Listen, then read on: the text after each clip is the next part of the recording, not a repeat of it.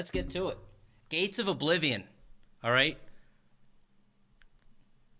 Opening up with the Flames of Ambition DLC for Q1. Well, what's the overarching theme here? Well, we're going to be focusing on combat changes and stuff. All right. They finally have reworked CP. This is CP 2.0. Part of that apparently is them lifting the cap. And they will also change the XP scaling. I don't think, is that to be decided, I think? You'll be able to get CP easier as you move forward. And we'll see how that all works. We don't know all the details. We're going to read into that more. We're probably going to have some videos on it, things of that nature. That's a big part of this. There's also the companion system coming with the new chapter, which means you get companions, which is great news for a lot of people here that don't have friends. All right, now you will have friends to go with you. You don't have to play a Mag Sorc all the time now to have companions with you. So, I think that covers some of the big feature changes. We're going to go through whatever balance stuff's coming in this DLC, and then we'll move forward. All right? Let's power through it, baby.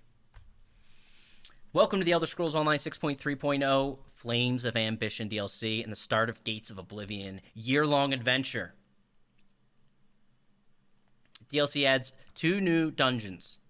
So that's mainly what we're getting in Q1. The 2 new dungeons. It's pretty standard. Several new item sets, collectibles, achievements, and furnishings. You guessed it. Update 29. Latest base game update is free for all. That's free for all players. Brings about a number of significant changes and new features. First and foremost, we've updated the entire champion point system with a new UI, all new stars to choose for your characters. Worth mentioning, there will probably be some killer resources. I'm sure I couldn't talk to Outcast too much, but he's probably working on some new stuff that'll be available on the sites. As they come available, I will either retweet them, throw them in videos, things of that nature. They'll be out there. New calculators, all that stuff. He's probably going to min-max the new PvE side of the fence. The PvP will require more testing from the players, though. And all new stars for you to choose your characters. Okay. You got your sneak order, Elijah? It's good. Crack one open, dude. Get ready. Get juiced up. Equip armor pieces also now passively augment your character's effectiveness. And you can view additional combat stats in the advanced stats UI. So that's another thing. They have an advanced stats UI, which was available with add-ons in-game on PC, but now console will have it. That'll be very, very nice for the console. Housing enthusiasts will be excited to utilize a new feature, fast travel outside your home. Have you made improvements? Preview furnishing house gets also many new furnishings. Yes. 1.8 gigs. That's pretty lightweight. Kiffin, thank you. Gifting in Josh. Josh, welcome. Okay. Welcome in. Thank you, Kiffin. Bringing him in. Where shall we begin? All right. Here's the table of contents. Again, this video will be primarily focused on just combat stuff. So unfortunately, we'll be skipping a lot of the other stuff. Oh my God, what has happened? All right. So let's do it. I can flip this on maybe. Might be a little easier. Crom, does that feel better on the eyes? PTS after this? Yes, and I'll be hopping on the PTS after this. That is correct. New dungeons. Okay. So we have the new dungeons. I don't want to spoiler them. There's some info on them. One's in Gold Coast. Others in West Deshan, which is south of Cyrodiil. Both have normal, veteran, the standard stuff, hard modes. Can get new, unique skin achievements, memento titles, housing items, things of this nature. All right, here's some new sets. Let's start with this one. True Sworn Fury, a light armor set. Gives you spell crit, spell damage, max magicka. And then we get 708 spell crit and increase your crit damage by 4%. Doubles if you're below 75%. Quadruples when you're below half. All right, this is like a magicka version of Titanborn with a little different twist to it. That's I mean, it's not bad, actually, but I just don't know. There's some applications, some classes could definitely use it. It's a heavily offensive set, but I mean, for the most part, Magicka doesn't work that way. Most Magic is topped off and has strong hots they're running, so you're not really running around at like half health. But I don't know. Its stats are nice, but maybe someone can make use of this. I don't think as well as stamina heavy armor builds or something could have. Or even just like a medium armor DK or something like that. I don't know. Okay. Nothing crazy. Let's just say a large majority of the population will not be able to use it well. Beautiful. Let's move right along. Max Ogre Shields. Yeah, sure. Yeah, it's not crazy. So probably won't see too much of it. All right, Kinra's Wrath. Medium armor, weapon damage, weapon crit, weapon damage. Dealing damage with a light or heavy grants you a stack of Burning Heart for 5 seconds, up to 5 stacks. While you have 5 stacks, you generate an aura of Wrath, granting you Major Berserk. While you have the Aura of Wrath, allies gain Minor Berserk. I was going to say, if this gave it to other people, Major Berserk to other people, that'd be crazy. Minor Berserk's nice, don't get me wrong. It's not bad, but I mean, if you're running a group that's organized anyway, you're probably going to, just use Combat Prayer, right? Kiffin, thank you. Gifting Attila back in. Welcome back. Thank you, dude. It's not bad, though, because what's the downtime? Dealing damage while you have 5 stacks, generate that. They don't list a downtime. So I don't know what the...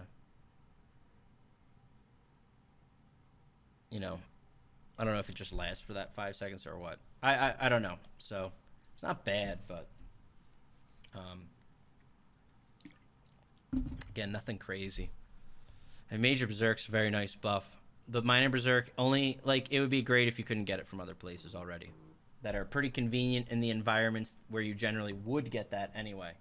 That's all. Drake's Rush. Max health, stam, and stam. It's a heavy armor. When you bash an enemy, you and 11 group members within 15 meters, you gain Major Heroism. This effect can occur once every 18 seconds. All right, that's insane. That's crazy. Yes, I would take that at all times in group play. God damn, that's good. It's even good stats. Health, stam. That's, dude, heavy armor has been getting some juicy sets. They just keep coming with them, dude. They're just these conditions. When you bash an enemy, god damn. It's always the condition for some of these juicy sets. When you block, when you bash. Heavy armor. Crazy. All right, that's just really good. I mean, there's been a lot of sets added over the last, I'd say, 1.5 years, 2 years that are like this, that apply to a group, that give really strong effects if someone in the group is just willing to slap it on.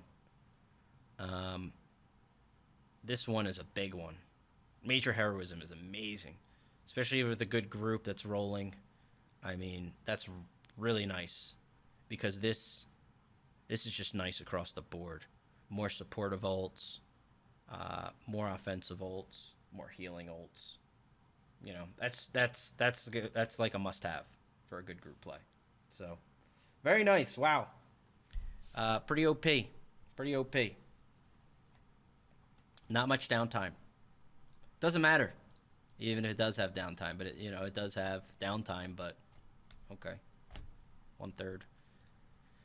All right, here's the monster set. Max Magicka. And then the next one. Dealing flame damage to an enemy grants you Behemoth's Aura for 12 seconds. It reaches up to 12 meters. You and up to 11 group members in the aura reduce flame damage taken by 5%. Enemies in the aura increase their flame damage taken by 5%. Alright, that seems stupid. Okay. My opinion, it seems, you know, I don't know. I don't, unless you're running like a Magicka DK raid. And you're like, the Behemoth's Aura's up, boys. Press the attack. Cut loose the whips. But you know, that could work in a roleplay raid for sure in the new patch. All right. It's really good in PvE. Might have some application there. I don't know. I don't know if you were talking about the last set too, because this would be really good for PvE too. This is good. This is really strong. This is the clear, hands down winner takeaway from it all. All right, the other dungeon. We have a light armor. Magicka. Dealing damage to an enemy applies Ritualist's Mark to them for 10 seconds. Enemies with the mark take an additional 16% from summoned pets.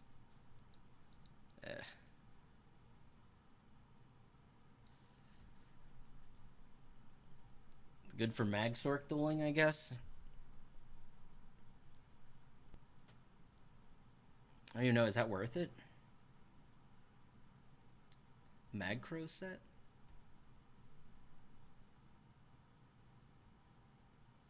Oh, is that that'll work with Blast Bones? Necro Blast Bones? Okay.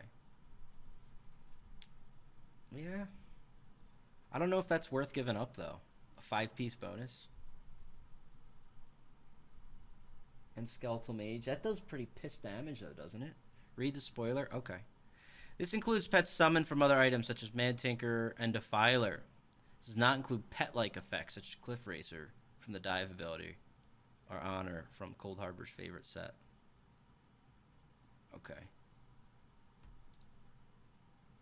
Yeah, I mean, there might be a place or two I'm not thinking of right now, but Maul got a buff with that set. Yeah, Maul was already a set people liked. Again, like, outside of, like, focus firing one guy, you know. Okay. Let's keep it rolling. We're doing a speed run achievement. What about Nightblade Shade? Probably, but like again, like you're not gonna throw that on for that, right?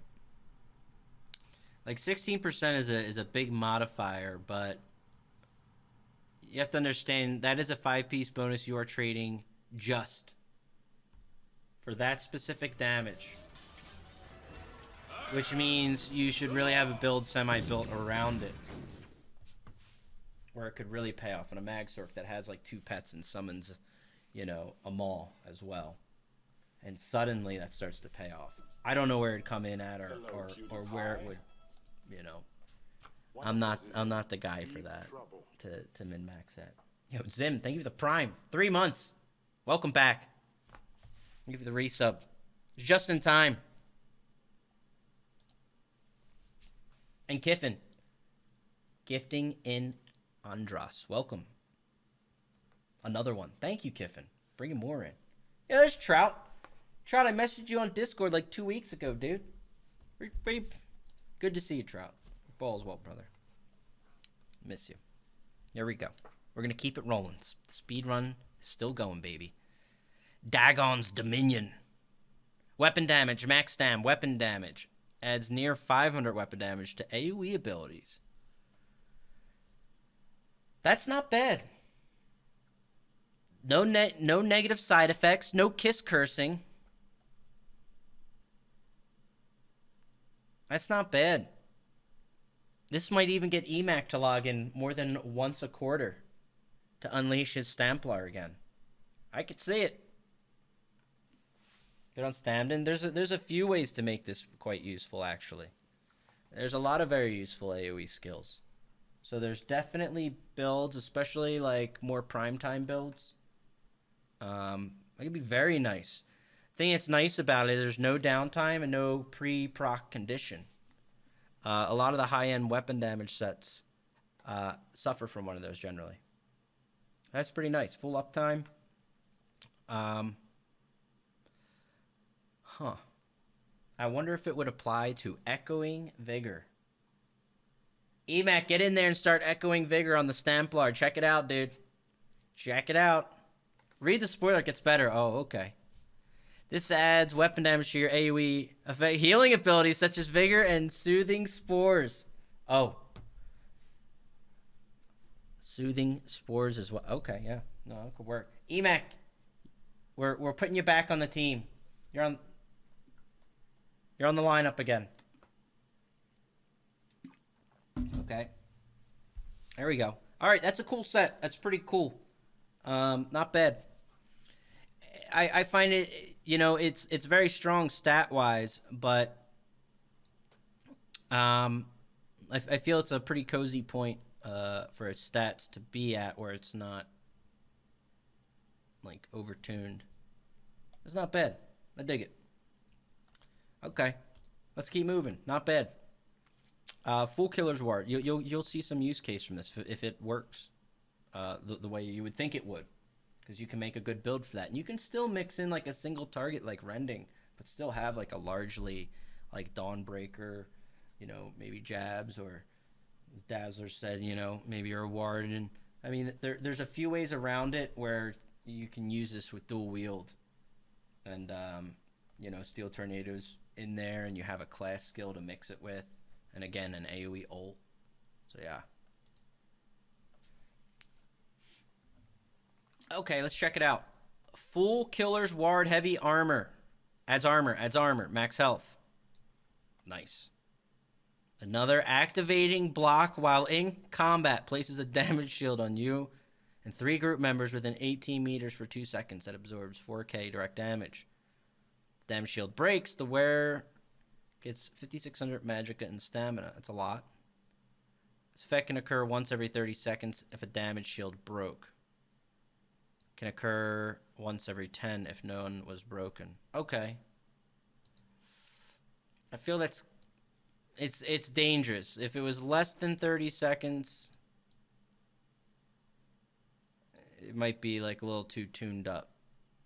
Like it might be too much resource return. But I still feel the 30 seconds is a little too long as well.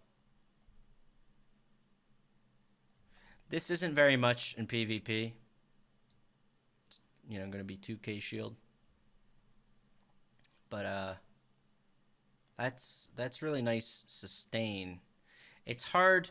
The thing is, it's hard when you make some of these builds and you get sustain like this. Like sometimes a shield could be, you could like hold block full stats and your teammate next to you gets absolutely blasted and he's laying on the ground dead immediately, and you get 5k magic and stam back and you didn't need it. And suddenly you're getting dogpiled on and you're sitting at 29 seconds cooldown, right? So it's like cool if it works in the situation, but sometimes things like this are tough to make them work in the proper situation, I'd say. Okay. Let's keep it rolling. Baron. Monster set. We have the tri-stat bonus, max health, magicka, stamina. This is normal for the tri-stat bonus. Applying a status effect to an enemy grants you a stack of Zaldrus. Ambition for 10 seconds. Up to 3 stacks max. So, okay. When you gain 3 stacks, the stacks are removed and you gain 3 ultimate. On gaining ultimate, you cannot gain additional stacks for 2 seconds. What? You get 3? Wait. Is this a typo? I think. Applying a status effect to an enemy gets you a stack for 10 seconds.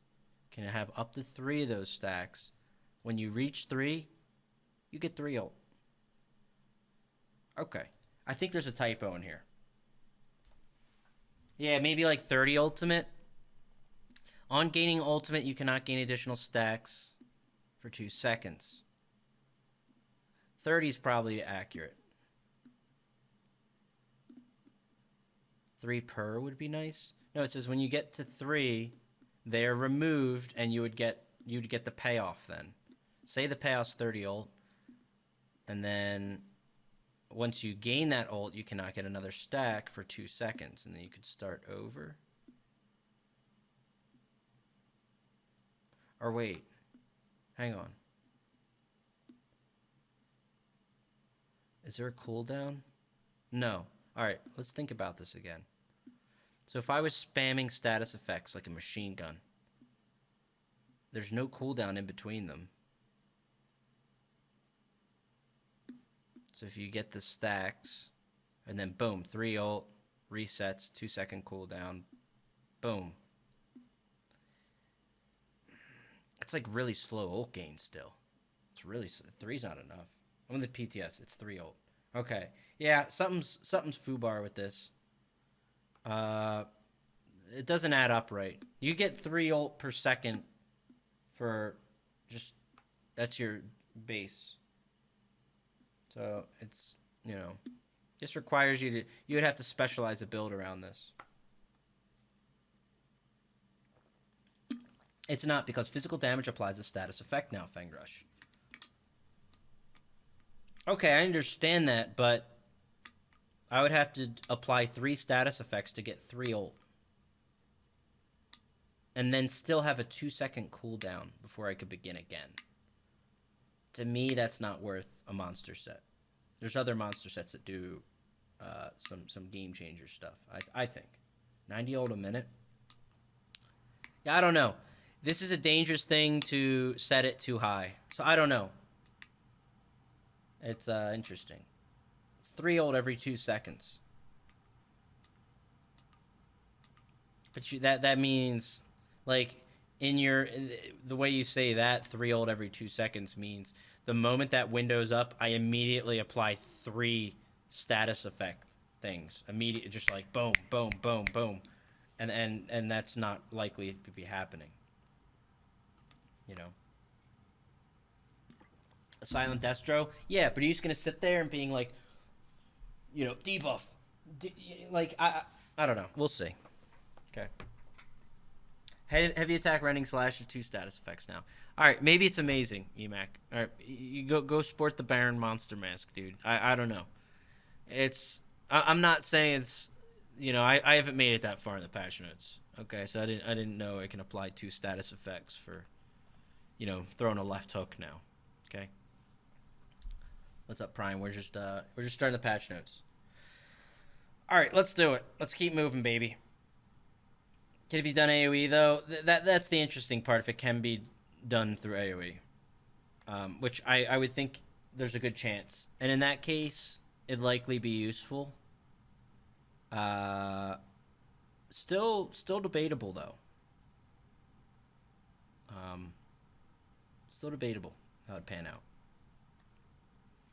It's one of those things where you could change one number here, though, and it becomes way overtuned, right? So that's one of those sets where you have to adjust it very carefully. Anyway, let's keep moving. All right, new collectibles, outfit styles, and dyes. New achievements and titles, furnishings, and motifs. The base game champion point system update. All right, there's going to be a lot of stuff on this over the coming month. A lot of info, a lot of testing, likely some changes. We are definitely in what would be considered the beta test of trying the champion point system, especially from a PvP perspective.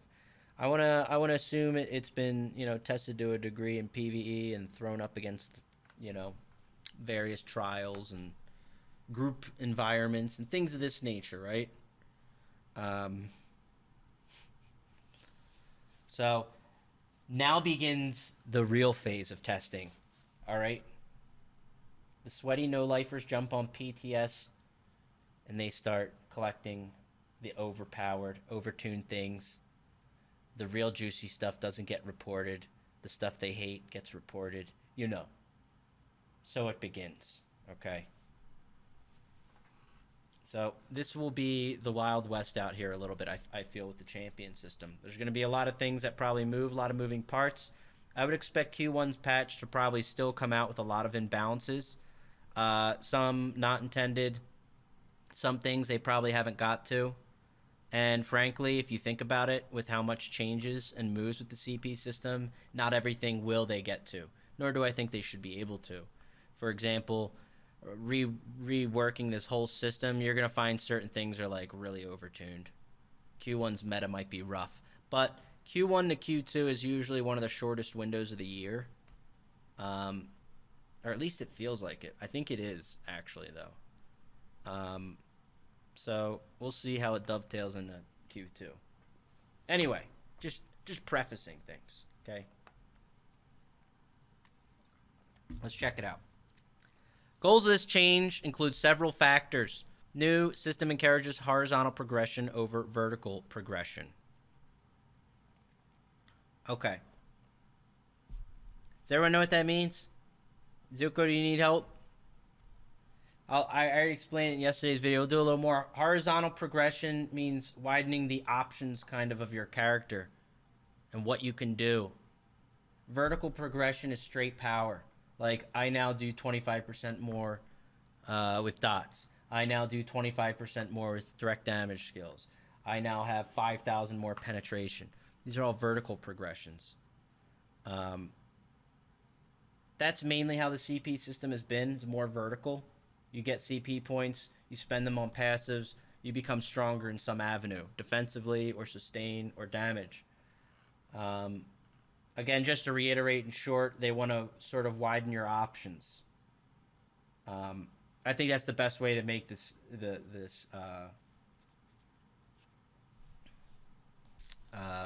CP system. We're breaking open paint. You better believe it. All right. I'm breaking it open.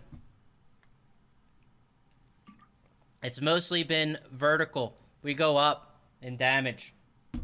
Okay? It's too thin. But we're doing more horizontal. And frankly, if it was even of both, it'd be something like that. I personally would like to see something more like this. Like, the more CP you get, vertical progression I'm not crazy about, and I don't think I don't know. Maybe some people are. But basically, if you just have a lot of CP, you're going to get raw passive power. I'd like more CP to just kind of open up more avenue and options, maybe. You don't want to, at the same time, limit people that are lower CP from even having options, so to speak. So I don't know. It's going to obviously be a mix of both. I don't actually know how it pans out because I haven't got on the PTS yet. I will be on the PTS, yeah. Anyway, I'm just explaining that because some people watch the video, they don't know what it means. Champion system reduces how many passives are on a character at one time, reducing the calculations per combat action. That's generally a W. I'd call that a W. Expandability is essential to the health of the character progression, and the revamped champion system has far greater flexibility for expansion in the future. Okay. So they're making it so they can expand upon it. Constellations have been renamed to Mage, Warrior, and Thief to Warfare, Fitness, and Craft. Constellations have been reduced from 9 to 3, but the variety of stars available to spend points in has greatly increased. Again, there will probably be videos dedicated to this stuff more so, but we're frankly going to spend a good chunk of time looking at what is in the notes here about it. But there's definitely going to be different CP-type video stuff and to learn. These lines have truly helped I understand vertical and horizontal. Thogard, you would be surprised. Okay? And I bet it did help you. I bet you just learned something. I bet something unlocked up there. You can see things in a new way now. Okay? Stars are interconnected in a way such that spending enough points to unlock the bonus awarded from a star will also unlock the path to its connected stars. Okay. Stars within constellations are categorized under two main types. Non-slottable. These are stars which give you their noted stats and do not need further interaction other than adding the requisite points to activate the stat bonus listed. These are more like the passive things. We covered this a little. I do have it still. So this happened on the stream yesterday. These would be more like a passive thing, and it's like, hey, it gives you X amount of magicka. And then the other thing they're going to say, slottable, is up here, as in you achieve it and you drag it, and you're going to have different. You'll have 4 different slottable things per tree: the green, the blue, the red. Slottable. These are stars which give you the noted stats and must be added to the champion bar to activate the bonus listed in the star. Okay. And thus, we have the options and the horizontal portion that didn't exist there before. We've added a new champion bar to the top of the champion constellations UI. This allows you to slot up to 4 stars from each of the 3 constellations. You can swap out any slotted star at any time while not in combat. The cost of respeccing champion points is still 3,000 gold. The CP cap per update has been lifted, and you can now spend up to 3,600 point cap. So you can, if you got them, you can spend them, baby.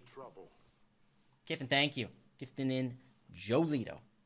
Welcome in. The PTS is up. We're going to hop on after this. That's correct. Thank you, Kiffin. When is this update? About a month from now, probably. Usually it's about 4 weeks out. We've adjusted the rate at which you gain CP to accommodate for the cap lift, which means you'll be able to get them easier. You still only earn champion points at level 50 or higher, but as with the original CP system, you can spend any you have earned regardless of your level. I wonder if, does anyone know, is this already known? Will the new CP curve, will it still be exponential as it was before for gaining? So new players can still get their first like 200-300 CP really fast. And I imagine the other portion of the curve would just be, you know, not as brutal as it was before. It is? No, if you got 810, you got 810. I have 1,400 but capped 810. Well, no, that's live right now. Is 1,000 equal 3,000? No, like I have like 1,800 in game, so I'll have 1,800 to spend, I think, right? They made getting to 1,200 faster, I think. Okay. Okay. What's up, Justin? Said the rate was changing, but didn't say to what. Okay. I believe they lowered it significantly. Yeah. I want to make sure that, I'm sure it is. I'm sure it was taken into account that new players can still catch up at a pretty good rate. That was important, I think.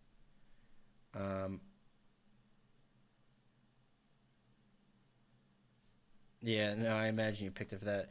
The new 50s gain CP fast. Okay. So, yeah, new characters will still gain, and that's great. Okay, good. All right. You still only earn champion points at level 50 or higher, but as with the original CP system, you can spend any you have earned regardless of your level. Okay.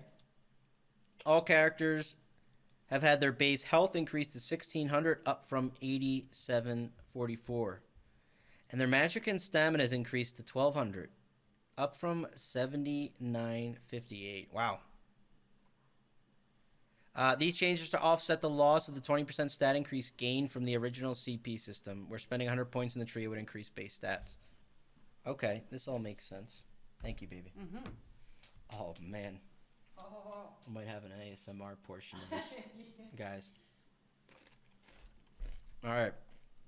No need for paint. Let's break out some other notable tools, such as Notepad, and also high-level program I like to call calculator. All right, so 16,000. That's a gain of 7,256 health flat. And what's the other one? What's our other one? Magicka and stamina has been increased to 12,000 from 7,958. What an interesting number. So Okay. All right. Okay. What's on the menu? Oh, yeah, it's really good food. Yeah. Um, I forget what it is. Sky made this yesterday. It was really good. All right. So here's what's happening. And this is interesting. If you played in non-CP, for example, if you did like Battlegrounds, for example, you didn't get CP. Some people don't know, but that also included that you didn't get CP, like the passive stats. So as it said there, when you actually spend your CP, you would gain passive health, stam, magicka for the respective constellations. This might be common knowledge for some of you guys. For other people, it might not be. You don't just get the raw percentage boost that you would get. So they're baking this into the 1 to 50 experience, basically, which is huge. That's a wild change. That's a big flip, actually. By that much, so you're gonna, yeah. I mean that's nuts. It's hard to imagine that actually from the non-CP experience. Hang on, let's keep reading for now, before we start trying to take that one in by itself. Characters now also take 15% reduced damage at base to reduce the loss of mitigation from the champion point system. Wow. Oh, okay. Wow, let's factor that one in too. 15% reduced damage. Okay, we all have a little bit of Necromancer in us now. So we got that thrown in too. Your health is doubled now though? No, so if you were already... Here's the thing. If you were already playing the game and you spent your CP and you had, a good amount, or you were capped, like, you were already experiencing these passive gains on top of getting the passive points, the passive points that you spent. What they're doing now is putting that into the leveling experience. So as you level up, you get these things. Boy, I wonder how that applies with battle scaling and battle spirit for like a level 20 character. Okay. We'll see. Anyway, 15% reduced damage, huh? Okay. They don't have no CP on the PTS? Really? I'm going to go into no CP on the PTS. Well, you could probably do Battlegrounds, right?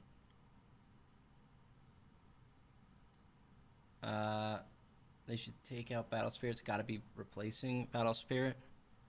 Yeah.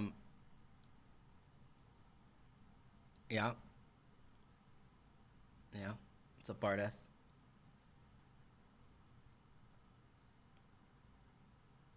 Okay. All right. These changes are made to offset the loss of 20% stat increase from the original chant. Okay, we already read that. We read this.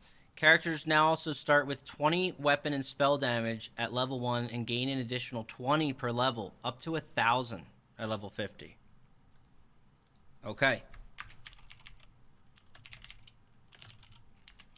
So you're also going to have an extra 1,000 weapon and spell damage before your passives jump it up, too. Okay. Basically, taking a lot of the power of like a fully spec'd CP character and shifting it into the 1 to 50 experience. And then when you hit your champion point level, you start spending points. But a lot of these are baked in.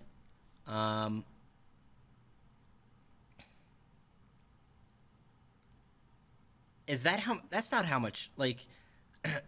Does anyone know, like, what did you get on live right now? I don't think for just spending CP you got like 7,200 health. That wasn't the difference between CP and non. I don't know what it was offhand. But when I play in non-CP versus CP and going from Battlegrounds to Cyrodiil, it's like 3 or 4K, isn't it? And then, but then there's Battle Spirit, actually. But Battle Spirit's in both already. Is there still going to be Battle Spirit? Is there mention of Battle Spirit in here? What happens to it? Because if... Surely this isn't all in conjunction with Untouched Battle Spirit, I think. I think they're factoring 20% gain on food and drink buffs. But you would still get that. You would still get food and drink buffs.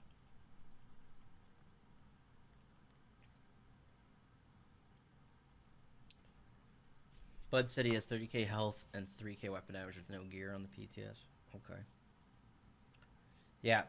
If I mean, everything's going to come out like you're going to have a more... It's almost like just going through the leveling experience, you got a more more statted up character, obviously. I mean, they're baking a lot of these stats into your character, just leveling up, right?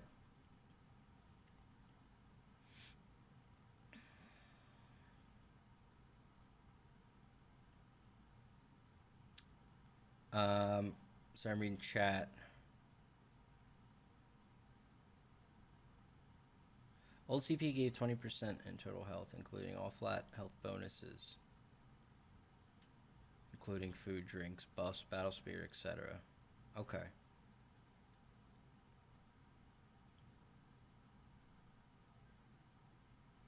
There's a CP pass that gives you 50 health recovery per 10 ult.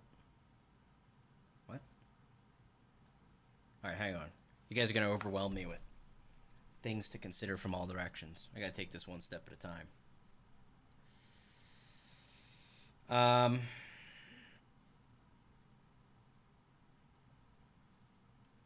just wondering,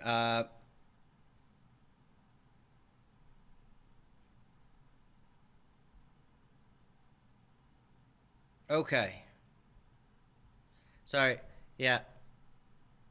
So Bryant, Battle Spirit's is Battle Spirit gone? Or did you just remove the 5k health? That's going to be removed from Battle Spirit? But that would stay in place in PvE? Because it sounds like going into PvE, you're not going to have like... I'm not going to have like a 16 or 17k HP DPS in PvE now, right? I'm just going to be like... juiced on health. Tursu, thank you for the prime. Welcome in. Thank you for that sub, man. That's true. The whole thing's subtle nerf to proc sets without Zoss having to nerf proc sets. This is true. As you take your general character's stats across the board and you raise them all up and the proc sets stay where they were, yes, it makes them not as directly impactful.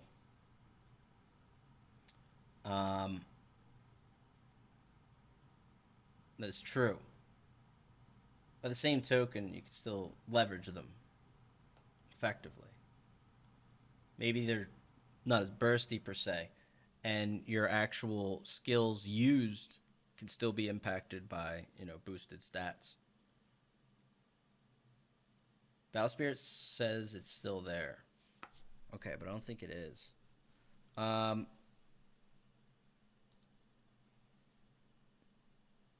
Just the 5k health and reduce the damage modifier. Health is higher for sure,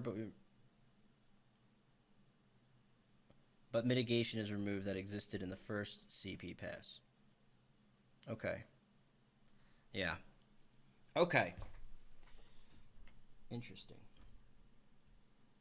Again, combat, a lot of this is going to have to pan out over viewing some of it.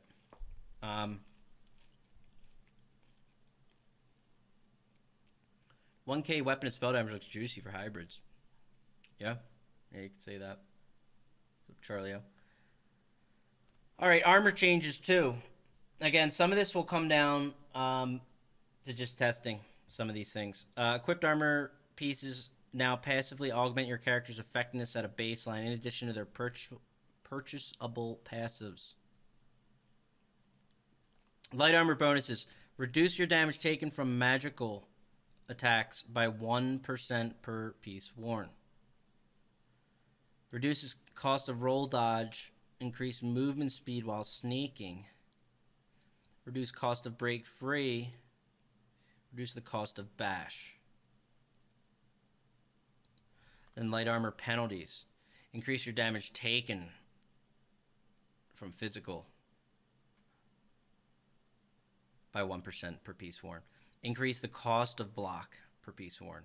Decrease your damage done with bash by 1%. This one still gets me, dude. Bash is like... Unless Bash is ungutted. But Bash got gutted because of Bash Necro when it was broken, that patch. And it's never returned to its relevant place in the world amongst the Bash Weavers.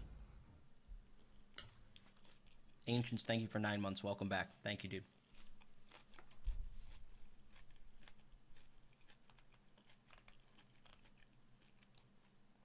All right, medium armor. Bonuses. No penalties for medium armor, by the way. It's right in the middle. Reduce the cost of sprint. Reduce the cost of sneak. Reduce the cost of block. Reduce your damage taken from AoE attacks for 2 seconds after your roll dodge. Increase your move speed by 2% while immune to crowd control. So only increases move speed after a CC break. Okay. Heavy armor bonuses. This is pretty much the inverse of light for the... reduce your damage taken from melee or physical attacks by 1% per piece worn. Increase the amount of damage blocked by 1%. Increase damage done with bash. Reduce your damage taken while immune to crowd control by 2%. I think that's weird. That's just flat damage across the board. Between that and this, seeing this one and this one in conjunction, knowing what the game already is, and seeing that people are basically everyone's getting juiced on flat stats. The ease and recovery for heavy armor sword and board builds, they can basically like really stack. Just like a proper stat combo attack, and then easily recover. And there's certain classes that do it ridiculously too.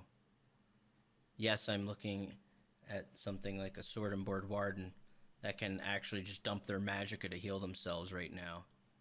And their health-based healing is only going to get stronger with these changes, it looks like.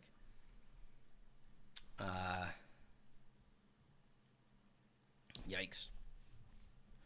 This seems too much. Reduces your damage take while immune to crowd control. So you CC break and someone's trying to burst you, you just flip to sword and board bar, hold block and recover. And people are already doing that now, and it's super mindless. Where if you don't kill the guy right there, he just recovers and you start over. That part only seems to get stronger. Are you technically immune when you're CC'd? I don't know. I think you get it when you break. None of the light armor penalties are relevant when you're in misform. Yeah.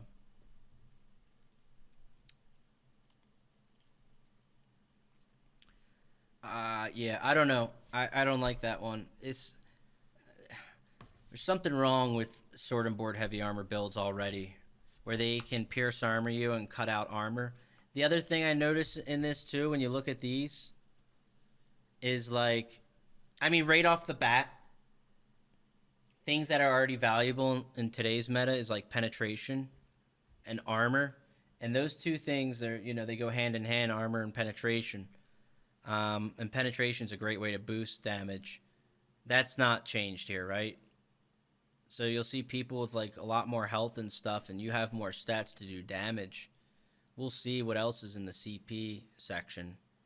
But as far as dealing damage to people, if you boost me everywhere else, basically that makes my penetration more useful, right? And your armor. I find that they become more useful in a sense. But again, it lays into the fact that, yeah, there's a lot of sword and board, even if you weren't in heavy, but I'm not crazy about the heavy thing just because it's just flat. Like, this is interesting because it's AoE. This is just like, yeah, I don't know. And I think a lot of people are kind of fed up with the sword and board heavy, high HP recovery builds where you basically like have to run them down with multiple people, whatever you want to call them, like stall builds or there's different, I can't think of some of the ones, but like builds that basically like, listen, you can't kill me 1v1. If you try, I'll hold out forever. I might be able to burst you. I kind of have that in here. I can actually burst a lot of people that don't have a proper build or don't know how to play. But if you try to kill me, no, I'll just heal and block forever. Nice try, you know. Bots, no. Zerg stopper builds, they don't stop a fucking Zerg. Zergs, you basically have to overrun them with multiple people. And they're like, oh, you Zerged me. I mean, they're just clowns. They're kind of clown. Stalemate builds, yeah. In duels, like you can't take them on one-on-one. You won't actually kill them, even if they make multiple errors in a row. Like you could hit him and be like, boom, they didn't block that. Roll dodged at the wrong time. Lined up all my dots and everything while he's not blocking, and his CC's up and my ultimate's full, and I have Balorg with an offensive build. Boom, and I drill him with everything. And he's like, no problem, 50% health, holding block, spamming heals inefficiently, no problem. Back in it. Let's start over. And it's just constant resets, and you can't kill it. It's just crap. Anyway, I don't want to hang on it too much. I'm sick of it. And I'd like to see a way around it. There used to be certain things before there was bleed build. You know, you could bleed out people like that. There's not many options to deal with them. And you don't want an environment where there's so many people and everyone's just like, oh, you had to Zerg me. And it's kind of, I don't know. And you can't kill them through another way. You used to be able to burn people's sustain. So you can only sustain a tanky build so long. But sustain is not an issue anymore. With a lot of armor set bonuses and sustain's only been jacked up recently. You can't burn them there either. Right? So, anyway. There's Oblivion damage. Yeah, but anyway.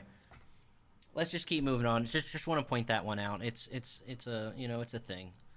Heavy armor penalties increase damage from magical, reduce movement speed of sprint, increase the cost of roll dodge, increase the size of your detection area while sneaking. Okay. Buff changes were done to help increase the effect that armor plays on your build by augmenting your core combat mechanics, such as break free, roll dodge, and sprint, in ways that are not already apparent in paradigms. Additionally, the rock, paper, scissors effect that armor was originally meant to follow should have more sharp effects in PvP situations, where light armor is stronger versus heavy, but weaker versus medium, and heavy is stronger versus medium. That sounds nice. I don't see it with heavy still. And that's part of what I mean. Like, increased magical damage, okay. I think this is too broad, I guess, is part of what I'm getting at. And maybe part of that comes down to block. I feel block still, and it really is super overperformant, I find, in PvP. People slap on a sword and board and block. And people cover a lot of things in their build just by doing that. And it's not like a timeliness. It's not like, oh yeah, I blocked a certain thing at the right time. Nah, man, you can just be like, nah, I'm holding it down and I'm good for now. I feel pretty safe. I'm good. And, you know, it's not a very reactive thing. It's just like, I'm holding block now. I've turned on the huge reduction mode now. And it's just very efficient and effective. That's all. I hate rock, paper, scissors balancing. I don't think it's bad. I'm just saying it's not. I'm saying it's not like, hey dudes, hey, we got a heavy armor warden over here with sword and board. Bring in the mag sork. Light him up, dude. And then he throws a fragment at him for 600 damage. Yeah, that's not happening. Like, magic damage is not going to be cutting through heavy armor still. Is all I'm saying. Because you're already factoring the fact that they get higher armor, right? They already have higher armor, but then they deal with they can just block. Like, block is already so tuned the fuck up, and when you put it together with heavy armor, that's where you start to see people that get these very efficient returns, and it allows them to they don't have to play efficient. Is what I mean. And you start to see people that are very dominant with a meta build that they got somewhere leveraging that. And when you use Sword and Board, it's very efficient.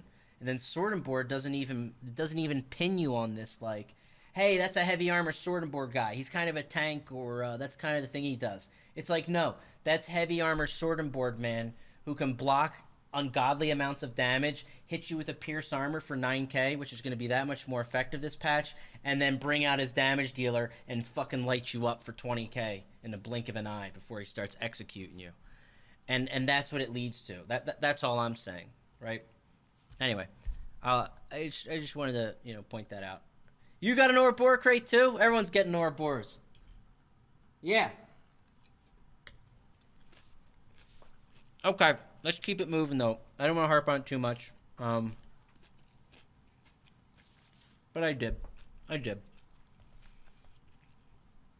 We also tried to avoid outright buffing the same exact playstyles that already exist with some armor type and effects to improve armor viability.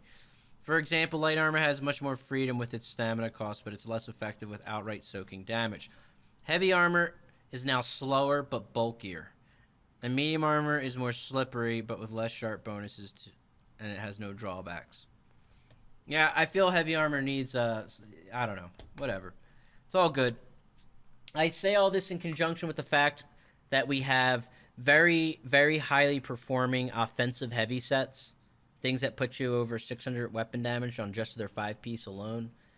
On heavy armor, these are not reserved solely for medium. In fact, some of the highest damage sets are heavy armor sets. They're brawler type play styles.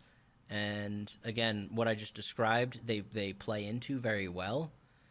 And you can bypass that move speed penalty. One swift bypasses it, so you're good there. And the gains that you get is worth it. Yeah. So there's things to consider there. But you put all that in the fact that today's meta uses a lot of Malakath, so people don't lean into medium armor. Hey, I'm a little riskier. I don't have as much armor. I can't block. I have to maybe line of sight or move around the battlefield more. People just use Malakath and they hit hard as hell. So, just another thing, okay? Because Malakath, when I say Malakath, I'm talking about the mythic item, of course, which gives a flat 25%, which is like having 2 major berserks packed in each of your fist, and then a minor berserk on top of it, on everything you do. Malakath is very highly performant and not a problem to use in the heavy armor type thing I just described. Okay, that's all. Is Malakath super effective in BGs? Yes, because it also scales up proc sets. That's at least for now. Anyway, let's keep it moving. All armor passives now scale per piece of armor equipped, rather than someone granting bonuses while wearing 5 or more. This, along with new penalty and bonus of armor, should help diversify build variety and increase viability of unique options. Okay. Light armor concentration. This now grants up to 939 pen per piece of light armor worn, rather than 4884 when wearing 5 or more. Wow. That can net you up to, let's just say, 73 spell pen. That can net you now, which is a significant buff over 48. Almost 2,000 more pen. Little under that. Prodigy now grants 1% spell crit per piece rather than 10 when wearing 5 or more. So that would be a nerf to the spell crit of the light armor if you maxed it. Spell warding, increase the amount of spell resist granted per rank. 726. You get more spell resist per piece of armor. Just spell resist though, but a lot more than you did before. Agility from medium armor grants 2% weapon damage per piece of medium armor worn, rather than 15 when wearing 5 or more. So if I wore 7 medium, I could only get 14% weapon damage. So that's a little interesting. Medium armor. I mean, you could say the medium armor one's technically nerfed. We'd be scaling up more weapon damage now, since we're passively gaining 1,000 weapon damage. I find the penetration to be more useful. I think penetration is going to be very important. Seeing everything else getting juiced across the board. Right? That makes sense?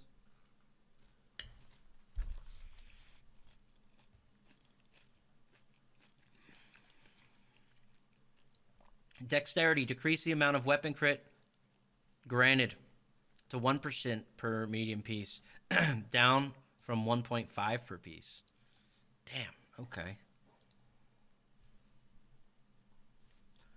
Heavy armor. Rapid mending. This passive now increases your healing, and that's a nerf, obviously. Rapid mending. This passive now increases your healing taken by 1% for every 2/1 pieces of heavy armor worn, rather than 4% and 8% when wearing 5 or more.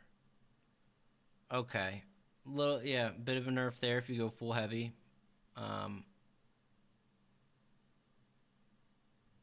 Right? For every 1% for every piece, right? Yeah, okay. There's just like a weird. Okay. Resolve. Decrease the amount of armor granted per piece of heavy armor worn. Not by much. By a little. And again, it's armor. It's not physical resist. It's flat armor. So spell and physical. Heavy armor revitalized. This passive now increases the resource restored from fully charged heavy attacks by 4% per heavy armor rather than 25% when wearing 5 or more. All right, there you have it. That one as well. I know that one can net higher, but it's pretty negligible overall. So 5 medium got nerfed by 5% and 2.5% crit. That's if you were just 5 medium too heavy too. So yeah, medium armor eats it a little.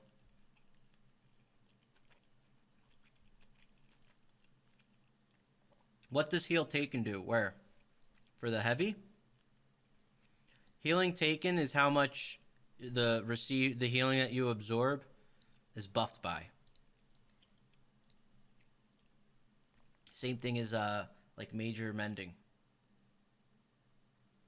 So someone heals me for 1k, you know, and I have 10% more healing, you know, I'll get 10% more from whatever. It's very relevant and heavy. It's very relevant.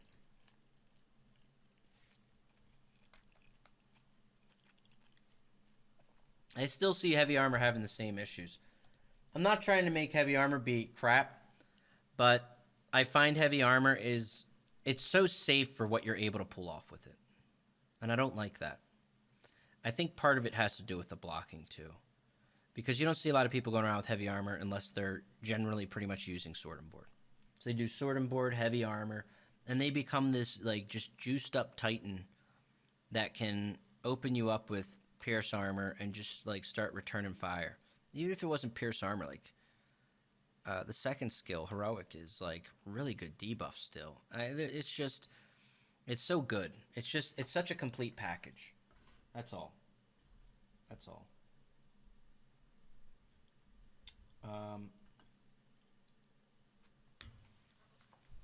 Pen should go through block.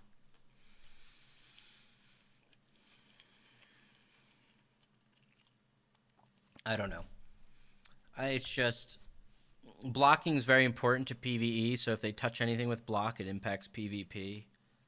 But me personally, I've never been crazy how block works. I think if you just hold up your shield the whole time, that you should kind of pay a price for that. I don't have problems if people are like more or less making choices. I like when gameplay inspires people to make choices, and the better they make choices, you know, the more returns they'll see. So like me personally, I don't want to be like, oh, am I hurt? Guess I'll just hold down that right mouse button until I am not hurt anymore. And that's pretty much it. And you hold it down and you have some recovery tool because you're playing X class, which is really good that patch at recovering. That's it. You know? Like roll dodging, you have to pick when to roll dodge. You have to kind of decide. You can just mash it. You can. And it frankly doesn't work. If you just sit there and roll dodge, you can wind up a heavy attack on that dude. And the moment his dodge roll window is done, boom, pound him. If he keeps roll dodging, he gets increased cost on his roll dodges. You know.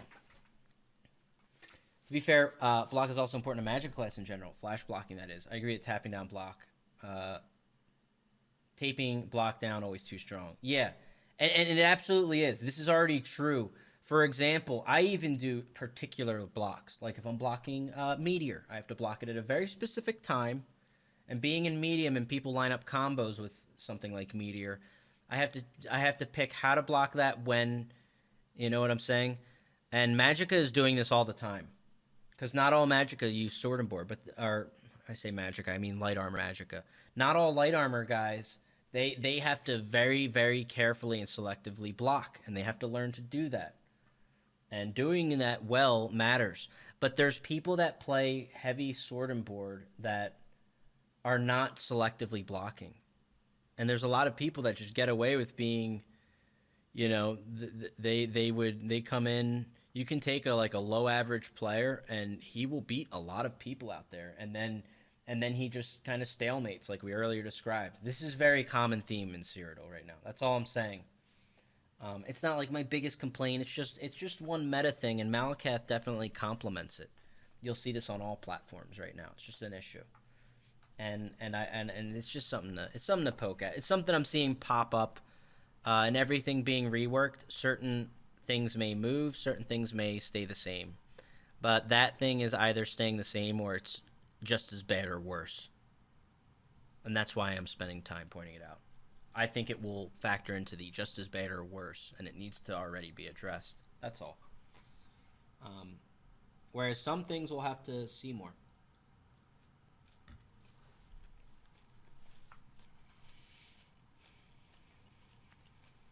Okay. Yeah, there's different ways to tackle block. Again, some of them I said they should maybe work in a battle spirit. Again, some of these things matter for PvE. And frankly, I'm not crazy that in PvE. It's like, hey, are we fighting the raid? Yeah. All right, it's a 15-minute fight, and our tank is holding block for at least 13 of the 15 minutes. I think that's stupid. Granted, I know there's certain tanks that, you know, a good tank's not just crap, and they work in heavies now and then. Other times they just don't, because there's no point in doing it. But whatever. Reactive blocking feels good. That's all I'm saying. Anyway, let's move on. Just wanted to point it out. There are for sure going to be permablock builds this next patch if things don't change. Yeah, and they'll be able to do a lot of damage. And the moment they snap out, boom. Because they're gonna have something I already can see will be very useful, will be penetration. I mean, it already is very useful. A lot of high-level PvPers already know that's very useful. But we already got, like, big sustain boosts. I have to look more at CP, obviously, but I'm seeing general stat boosts across the board. Like, when I don't have to factor into some of my stats, I just have to learn how to, you know, just work into penetration or whatever, right? Anyway, let's keep moving. Advanced stats. You can now view additional combat stats about your character by selecting advanced stats within the character menu. I'm wondering, Strobe, are you here? This includes a variety of additional offensive, defensive, and utility bonuses that your character currently has based on their equipment, buffs, debuffs, skill, champion point, expenditures. Additionally, physical and spell pen have been added. So this is the advanced UI we were talking about earlier, as well. That will be available now to console and in the base UI. You guys mind if I just eat real quick? Or maybe we can get, I don't know if we can get through. I don't. Oh, these are furnishings. You know what? I'll eat after. It'll be my incentive. We're gonna keep moving. Then I'm gonna pound food before we do the PTS. Sorry. Okay. Fast travel outside of homes. We already okay. Furnishing and house guest preview. Okay. New homes, new furnishings. And there's a couple new furnishings. I added a few of them. Nordic, thank you for 22 months. Welcome back. Thank you, Nordic. Welcome in. Zoom in your face while you eat. Negative. No. Okay. Only for subs. New Crown Store furnishing. The well for testing during the PTS cycle can be found in the Crown Store. Isn't this the thing? When placed in your home, guests can draw power from this ancient relic to fully restore your health, stamina, magicka, and ultimate. Wow. New antiquities. There is one new antiquity to find in Western Skyrim. It's an antique map. What? Much like other zones' antique maps, the lead for this map. What? Okay, dude. New Battleground collectibles. Chaos Ball emote. Victory Dance emote. And the Ball Boom emote have been added to the collectibles in the Battlegrounds. I'm sorry, guys. That's all we could get.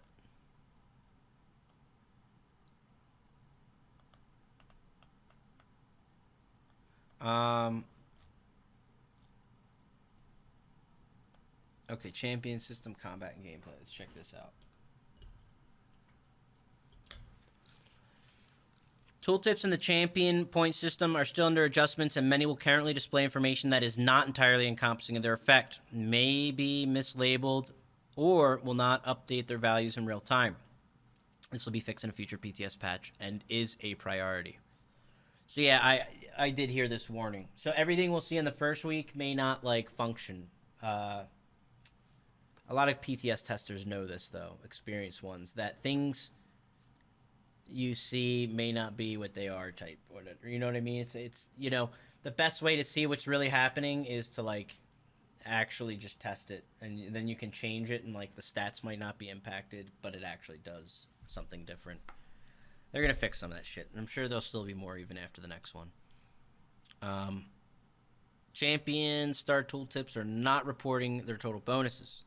To verify stat gains from CP this week, please refer to your character sheet or advanced stats. Okay, so it will be there. Okay. But it won't be in the star tooltips. Some champion point stars may be... Oh, these are known issues. Some champion point stars may be difficult or impossible to interact with based on your screen resolution.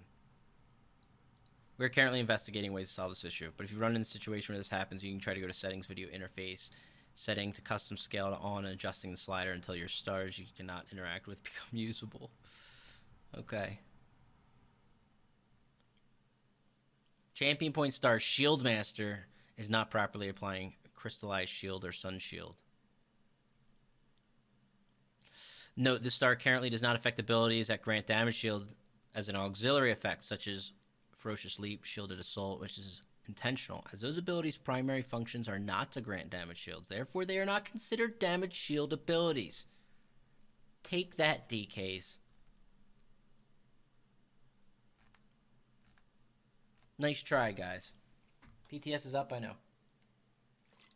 You skipped the mail system update? There's a mail... Where?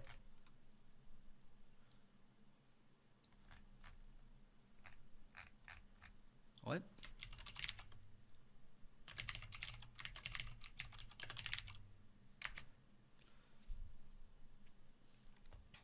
System mail deletion and organization changes. Beginning with this update, system mails will now remain in your inbox for a limited time, after which they will be deleted. This mirrors the current behavior of players sent mail. System mails include mail sent by NPCs, mails contact... Oh man, collector's edition, sent for completing PvP activities. When this update launches, all system mails you currently have in your inbox will be given a timer of 30 days. All right, we got another 30 days. Kiffin, thank you. Gifting in the bank. Welcome the bank. We're good, dudes. We'll push it back a little. We have 30 days after the patch drops. It's plenty of time. When that timer gets close to running out, the mail will be highlighted with red text and iconography to indicate it will soon expire. When a system mail's timer expires, that mail and any items or gold that might be attached to it will be deleted. In addition, for keyboard and mouse mode only, we've added headers to separate player sent mail from system mail. Thank you for letting me know. All right, looks like we're going to be doing another mail clearing stream in Q1.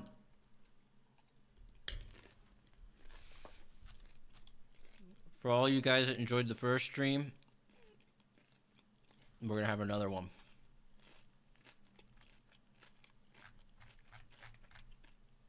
I have an idea, though. All right? How about we get some tools to manage our inventory? Yeah, we got the sticker book, and I love it. It's great. How about I get the siege book? Can I get a siege book that contains the siege that's filling up my inventory? I want to go to war sometimes, right? And when I go to war, I have to buy all this shit. It's filling up my inventory. Like, that's where we need to start. Right there. PvP siege book. Just let me whip that puppy out and buy from it, you know? Something like that. Just a thought.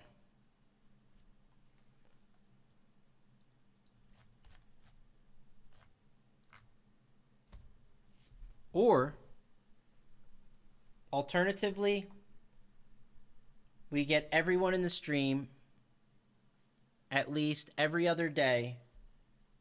We will all mail Rich Lambert at least 25 trebs every day. And we'll just keep sending them in his mail.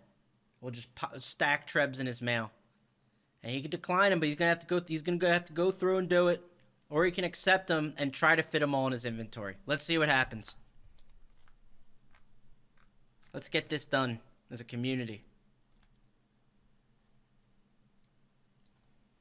He did the polar dive challenge. Now he's going to do the siege organization challenge. Where were we? Okay, we did that. Known issues. Let's keep it going. Exploration and itemization. Okay, I'm just going to keep moving. Dungeon and group content. Okay, we got some dungeon fixes, some dungeon group content fixes. Got some dungeons and group content and some housing. Got some dungeons and group content here. Some dungeons and group content. Combat and gameplay. Here we go.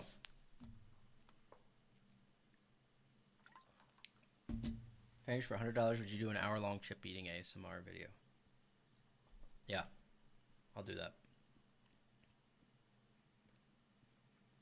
I'm in.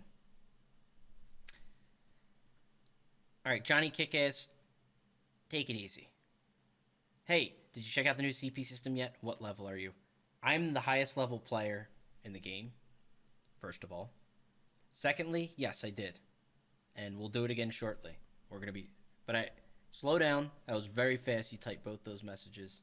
And then we're gonna check it out again shortly. Very, very soon. We're just finishing reading the fine details. Because you know what they say, Johnny Kickass? The devil's in the details. Okay?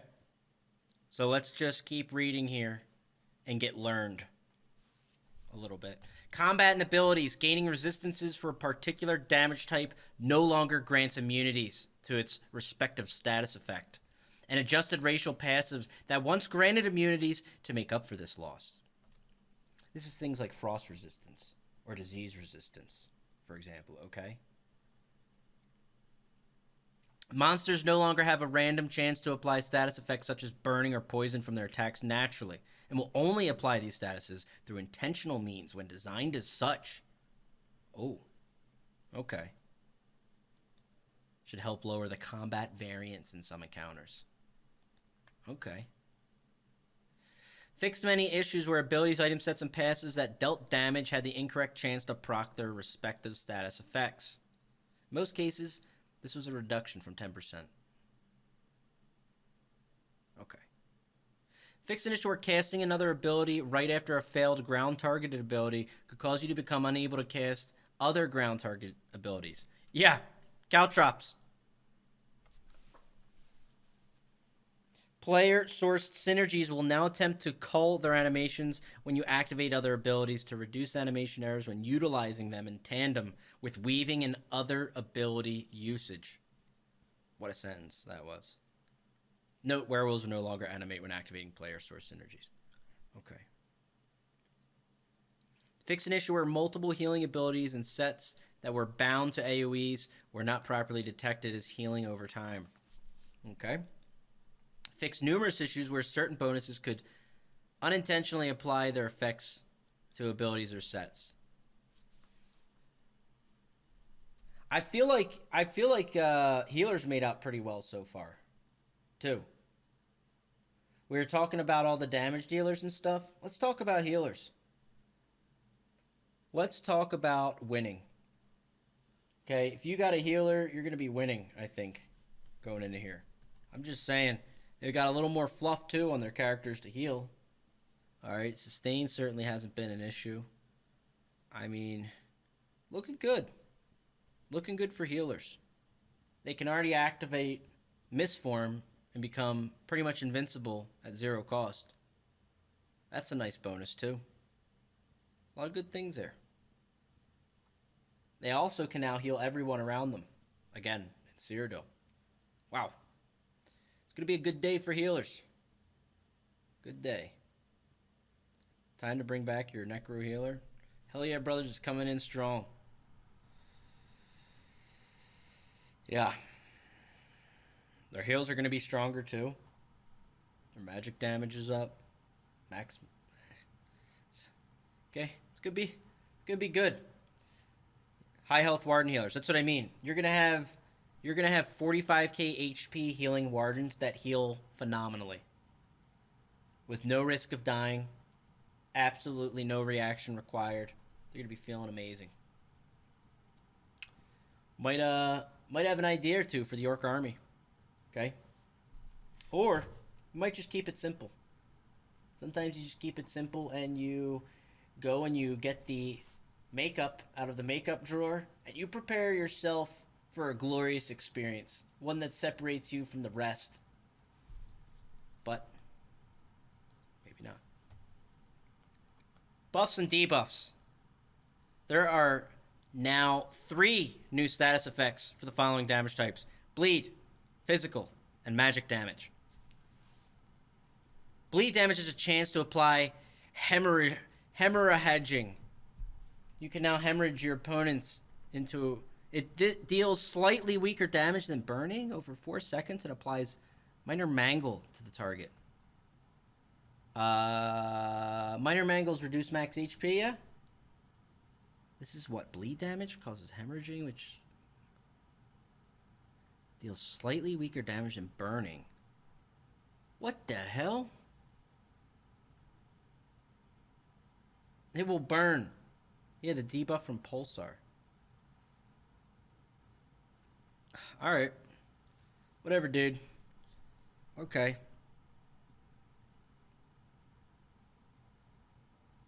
You know, it says, yeah, okay.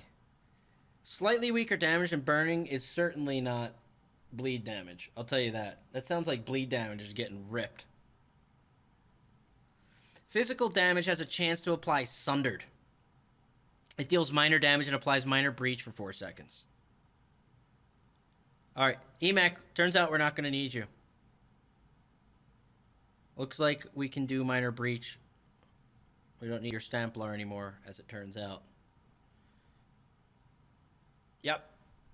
No more power of the light from EMAC will be needed. Thank you. Okay, magic damage has a chance to apply Overcharged. It deals minor damage and applies minor Magicka Steel for 4 seconds.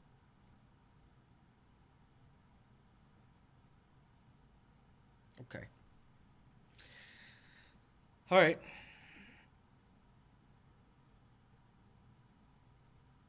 What are the chance on these? Like, what's the chance? What are we talking about here? I guess we'll figure that out.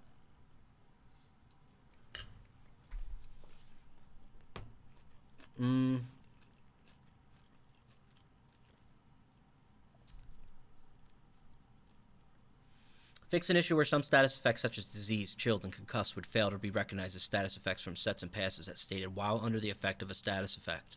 Okay. Fix an issue where some immobilizers were improperly labeled as status effects.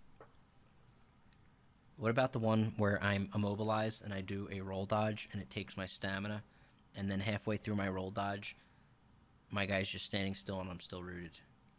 And now I have to roll dodge again, but it's too late because now I'm dead. Minor brittle. Fix an issue where this debuff could not be applied via the chill status effect if a target had a longer duration of minor maim active. Oh, wow. Okay. Dragon Knight, Ardent Flame, Lava Whip, Molten Whip. Fix an issue where the weapon and spell damage from this passive did not appear in your character sheet. Okay, UI. Draconic Power, Dark Talons. This ability and Choking Talon morphs now deal flame damage rather than magic damage. The Ignite synergy now also deals flame damage rather than magic damage. Okay. Earthen Heart, Petrify, Shattering Rocks morph. This morph now heals you when the stun on the enemy ends, rather than causing the enemy's next attack to heal their target. This also fixes numerous issues where the heal belonged to the attacker and used their stats rather than yours. Oh. Necromancer, Gravelord, Frozen Colossus. Fix an issue where this ultimate and its morphs could return as damage over time in some cases. Okay. Lightblade, Assassination, Mark Target. Fix an issue where this ability and its morphs sourcing of Major Breach would be removed if the ability was recast while still actively on a target. This effect will now be considered 2 negative effects instead of 1. One for Major Breach and another for the Mark. That grants the caster resources if the Mark target dies, similar to the other abilities. It's just Power of the Light. Okay. Consuming Darkness from Shadow Tree. Hidden Refresh heal now ticks once every second rather than half second, and adjusted the total healing to remain roughly the same. While the synergy is active, it now displays what it does when hovered in the Active Effects tab. Surprise Attack. This morph now applies the Sundered status effect on hit, rather than reducing the target's physical resistance by 5% if you successfully flank the target. You will successfully sunder them now, which is pretty nice. Okay.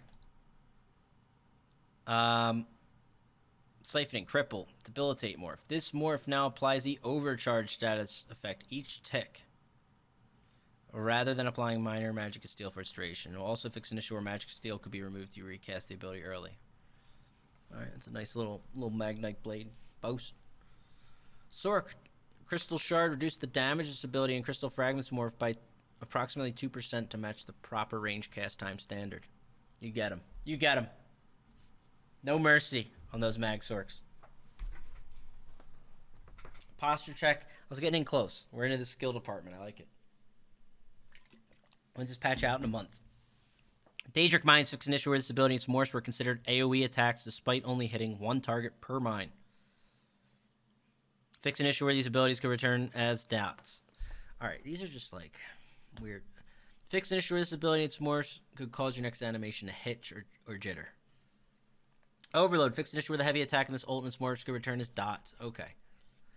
Burning Light. This passive now has a 3-second window between each stack rather than a 1.1 second window to reduce the cadence in which you must consistently attack with an Aedric Spear ability. Oh. Okay.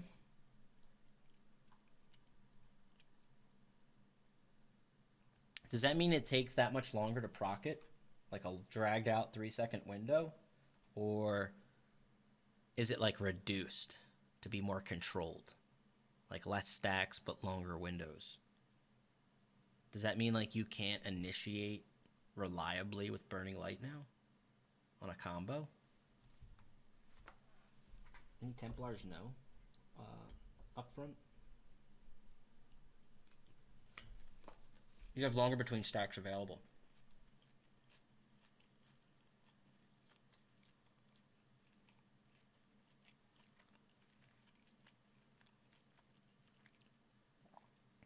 Oh, I'm sorry. They're widening the window of consecutive stacking to activate versus I thought they meant the require cooldown time per stack. It's a buff. Okay. Needs to take yeah. Okay. I get it. Sorry. I misread it. That makes sense. So if you pull off your target and re-engage within 3 seconds, keep it rolling. Okay. Good stuff. That's nice. Dawn's Wrath, Solar Flare, reduce, because that's important to Templars. I wanted to understand that. Solar Flare, reduce the cast time of this ability in Dark Flare to 0.8 seconds, down from 1. Reduce the damage by 21%. Reduce the cost by little. Similar to other cast time abilities, we've taken the approach for a quicker cast time to help make this ability easier to weave within 1 second global cooldown. Axumaki, thank you for 33 months with a T2. Stamina Bill's OP. We'll see. I think they'll do well, Max. Thank you for the resub. Welcome back. Thanks for T2ing it. Game-changing DK. It's mostly bug fixes. Not much bounce here. I imagine there's probably, if there's any, maybe some bug fixes, man. I hope there's fall damage on Magnum Shot again, baby. I'm ready to go to the Arcane Library again and dominate the enemy and not watch them fall from great heights and take 0 damage. I'm ready. I'm ready for that. It's probably not in there. I forget where we were. Oh, Dark Flare. So Dark Flare is shorter cast time, but reduced its damage. Should help reduce burst potentially when combined with high-hitting attacks, but help the DPS go up by making it smoother. So it's a more realistic skill to use in the middle of the fight. And not like this gimmick burst build type thing. Gunfighter, thank you for the T1. Welcome. Thank you for that sub, man. I hope and pray they look at Dragon Leap and fix the activation of it. Just won't fire. I hope they fix Dragon Leap from freezing my character to the point that I can't do any actions because I am currently being leaped while moving with full speed immunity at the max move speed. But please wait, sir. You're being Dragon Leaped. You've actually just been rooted while this clown arrives at your location. Okay? That's the first and only thing they got to fix with Leap right now, dude. You can't leap up and down stairs in PvP, but you can leap 100 feet up in the air in a dungeon. But I can't streak upstairs either, dude. All right? You gotta run down the steps. You gotta go with gravity when you cut loose. Anyway, I hear you. Leap's a weird one. Restoring Light Weaver, fix an issue where this passive did not properly grant its stated armor when you were channeling Rite of Passage. Okay. Warden Winter's Embrace, Frozen Gate. I was so ready for this to be the stupid armor skill. Fix an issue where this skill is used by a bunch of clowns. But it's, alas, it's Frozen Gate. Kiffin, thank you. Gifting in the awkward tree. Welcome, awkward tree. Fixed an issue where the damage from this ability and some more could return as damage over time. Alright, weapon bow. Heavy attacking with a bow is completely new reload animation that is faster and smoother than before. With 100% less jitters, the power of a sober mind does wonders on the battlefield. Accuracy. This passive now grants crit chance rather than weapon crit. Oh, so it's everything. Alright. Rank 2 now grants 6% crit chance, up from 5. Snipe, reduce the cast time. Well, they did the same thing. Hello, cutie pie. But it's more now much faster, smoother. Reduce the damage and the cost. Increase the travel speed slightly to help reduce the ability to fire off multiple projectiles when stream sniping your favorite streamer on Twitch. Now we're talking, baby. Hell yeah, brother. Walls of the Cave, thank you. Gifting Krotha. Welcome, Krotha. That's a great one. That's a good one. Trying to eat here, dude. I am hungry. Focus Day Morph now ranks up cost reduction rather than damage. Yes. Yes. Alright, Dual Wield, Blade Cloak, Deadly Cloak. Reduce the visual and audio effects of this ability to once every 2 seconds rather than every second. It makes it less obnoxious. Note that it will still deal damage every second. Oh, okay. I'm good with that. Rend, Thriving Chaos. This morph hitbox now more accurately matches its visual effects, resulting in a significant area of effect increase. Ooh. About to thrive myself in some chaos, baby. Yo, people sleep on the dual wield ult. Even I sleep on it. I'll tell you what. You ever want to get juiced up and just activate Malakath with the dual wield ultimate and just get that 55% boost? Whew. Twin Blade and Blunt. Rework this passive to grant the following bonuses. Wow. Axes now increase your crit damage and healing done. What? Axes increase your crit damage and your healing done, rather than having a chance to apply a bleed. We're gonna have dual wield axe healers running around? Daggers now grant 3.4% crit chance per dagger rather than 5. Maces now grant armor pen per mace at 1650 rather than 10%. Swords now grant flat weapon damage. Dude, this is gonna be. I don't know. The axes are really good too. Like, crit damage and healing done is real nice. Probably better. I don't know. What do you guys think? Yeah. But I really feel penetration is going to be the way. I think we'll see a lot of penetration happening.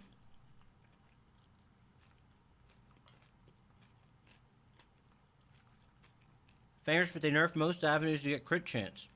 Yeah, they all want you to put on Malakath, dude. They want you to get that Ring of Malakath. I'm telling you. Just gut crit chance. Have everyone put on the Ring of Power. Nerf the Ring of Power. Boom. This is the way.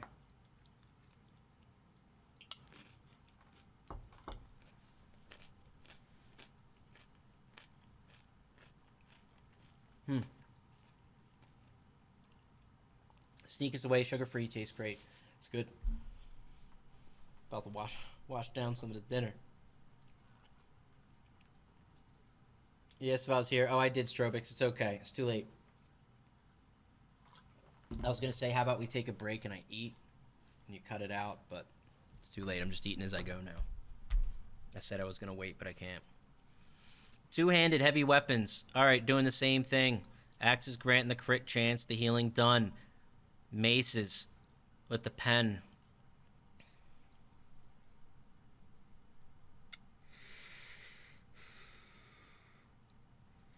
Are we going to see the return of Magsorks running around with like a fucking two-handed mace?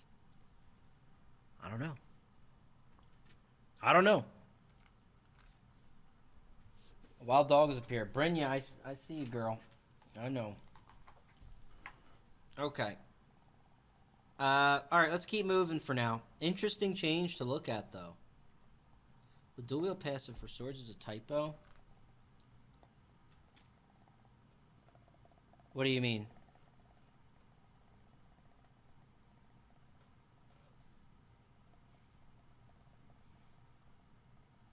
Give Doggo big hugs, please. She's getting a hug right now.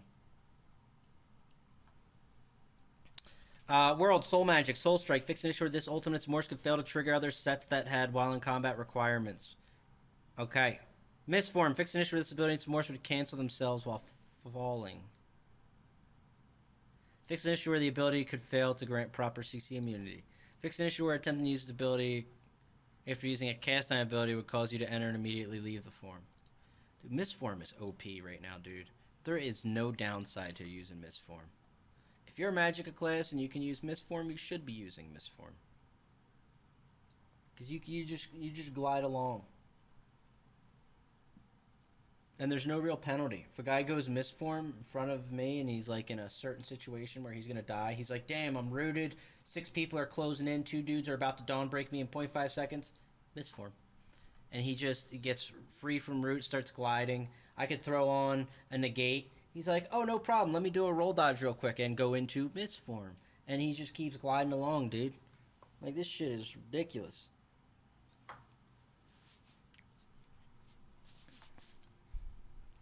Werewolf. Hirstein's Bounty.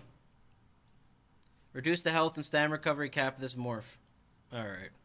Brutal Pounce. Fix an issue where the dot was not hurting. Carnage's rank up. Alright. Savage Strength. This passive now grants major resolve rather than increasing the flat 10k. Tone down the staggering defense of werewolves. Wow. Look at the wording on this sentence. This was done to tone down some of the staggering defenses that werewolves could obtain with little to no effort. Find the man that wrote this sentence and promote him immediately. Promote him through the roof. Give him an executive position. I want this guy making more changes. I want to get in touch with this person. I want to send them a gift package, the big one. Not the half-ass one, the full one that covers the whole desk. Where's he at? This is the guy I want to talk to. Yeah, I want to put in a little effort for a reward. Now we're talking. Let's go.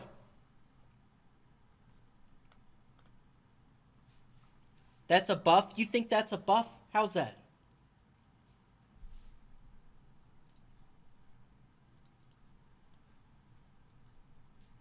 I got the calculator. Where's the buff? Plug it in there. Go ahead, put those numbers in there. That keeps people from getting 10k and using Shudan. They didn't even need to use that fucking set. They were good, dude. Frankly, this won't even stop what makes Werewolf pretty strong, but they'll have to invest more and have less impact if they want to be as effortlessly divine as they are. You know? I can use different Undaunted Piece now, like Pirate Skeleton. Imagine not running around with a ward and casting ice on you, right? But alright. The direwolves summon from this ultimate no longer taunt enemies and cause them to behave erratically since they cannot be targeted. That's helpful. Fighters Guild. Banish the Wicked. This passive now grants you 3 ult whenever you kill an enemy while you have a Fighters Guild ability slotted, rather than restoring 9 when you kill an Undead Daedra or Werewolf. Oh, that's pretty nice. So you get 3 ult. Okay, dude. Werewolf needs more changes. I agree. Werewolf needs some more changes. I'm not crazy where it's at, but it's a step in hitting its defense, but we'll see. Mage's Guild. Entropy. Fix an issue with this ability. Its morphs could cause your next animation to hit or jitter. Fix an issue where casting this could desync your magicka. Assault. Continuous attack. This passive now always grants major gallop when purchased at rank 1 or 2.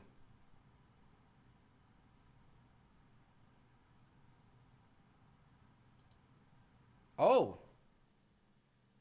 It's passive. My man, it threw it into, it's just passive. This ability is no longer grant major gallop.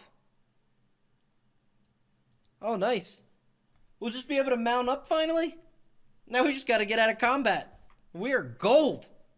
We are gold. Just passively built in, baby. Yes.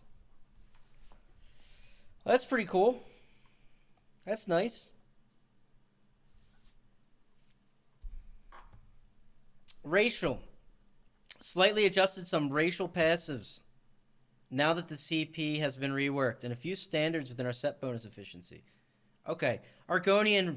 This passive no longer grants immunity to disease and once again grants an equal amount of poison resistance. Okay.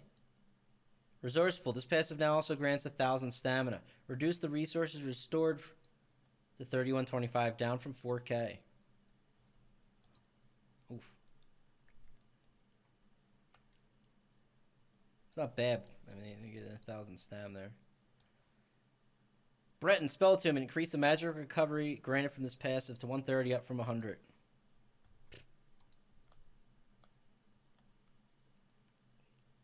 Dark Elf Dynamic. Increase the max magic and stamina to 1910, up from 1875. Wow.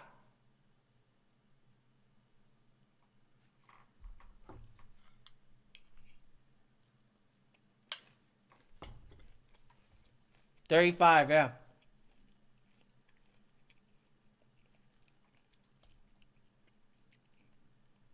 Just testing you guys, see if you're still checking what I'm reading, or you're just reacting. Just checking. This passive no longer grants immunity to the burning status effect. Increased flame resistance to 4620, up from 2310. Wow. That seems like that's a big jump, looks like. Looks like it's multiplied by 2. Wow. High Elf Elemental Talent. This now also grants weapon and spell damage rather than only spell damage. Spell Recharge. Reduced the restore in this passive to 625, down from 640. Oh, gutted. This passive now works from any ability used rather than only off class abilities. Oh, wow. Okay. High Elf's thrown in a little weapon damage.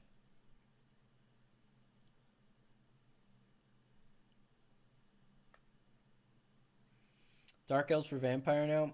It's a nice... It's a nice fire resist. Red Diamond from Imperial. This passive no longer restores health, magic, and stamina whenever you deal direct damage. Well, what's it do then? What?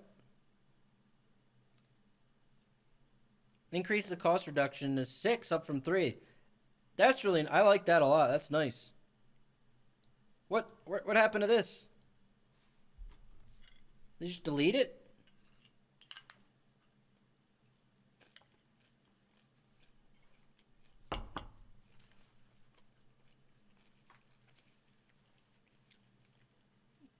It got removed from 3%. You guys can't sleep on the percent. This also impacts your ult, by the way. And I like that a lot. Don't sleep on the 6% on all cost. Feline Ambush. Increased the crit damage and healing done from this passive to 12, up from 10. Crit damage and healing done. Increase the health, magicka, and stamina granted from this passive to 915, up from 825. Stop trying to buff these Khajiits, dude. Bunch of losers. Come on.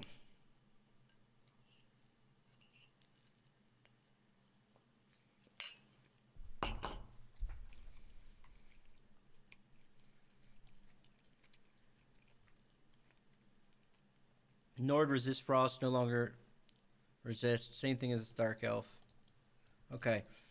And then Rugged, reduced the armor to 2600, down from 3960. Damn.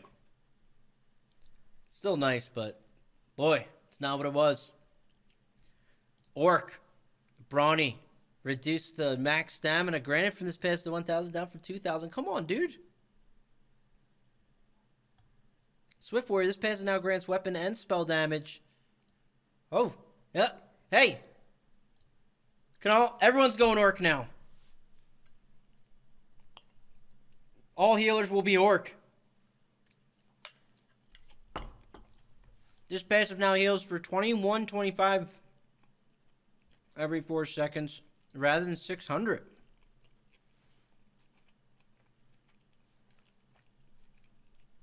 Orc. Everyone's Orc. Fix an issue where this passive was not considered a proc. Heal from this passive can no longer critically strike. Yeah. Yeah, if you play Orc, you're a procer. That's all there is to it. Redguard Adrenaline Rush. Increase the stamina restored to 1005, up from 950. This passive now procs on any damage done rather than direct damage. Okay. Wood Elf Hunter's Eye. The move speed and armor pen granted from this passive no longer require you to roll dodge to gain. Instead are permanent effects. Oh. Decrease the move speed bonus to 5, down from 10. and decrease the pen down to 950 from 1500. Yeah. Take that. What else? Take that, you son bitches.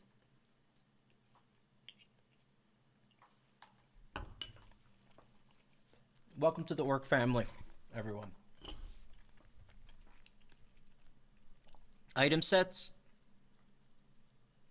Reduce the amount of crit chance rating per set bonus, which was 657 or 3%, down from 833, which was 3.8%. This means all sets and passes that granted crit rating have been adjusted to meet the new standard. All singular line stat bonus have been adjusted to this value, while more specific adjustments will be called out below.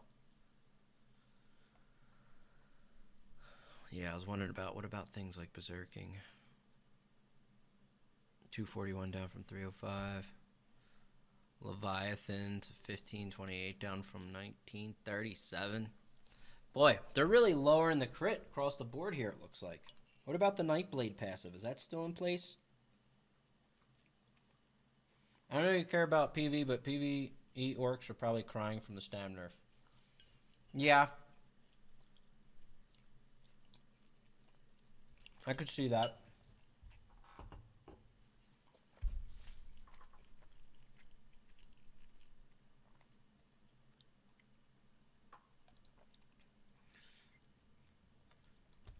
Wait, there's other... Oh, Acuity increased the cooldown to 21 up from 18.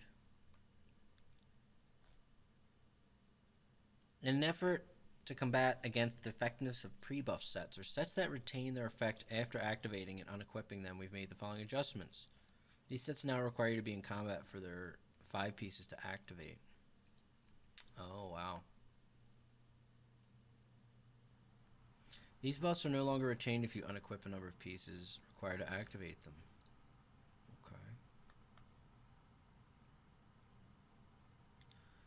Okay. Adept Rider. This set now permanently grants Major Gallop and Major Expedition when worn, rather than granting Major Evasion while mounted and creating a harmful area. Oh! It was everyone's favorite set! You ruined Adept Rider.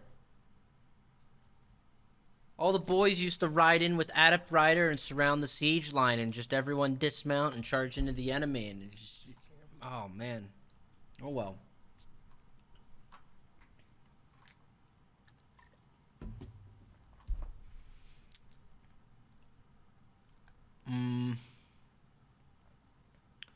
Well, gosh.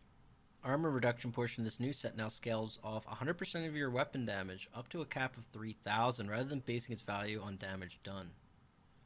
Ugh. Flame Blossom. Fix an issue where this set did not properly scale with dot modifiers.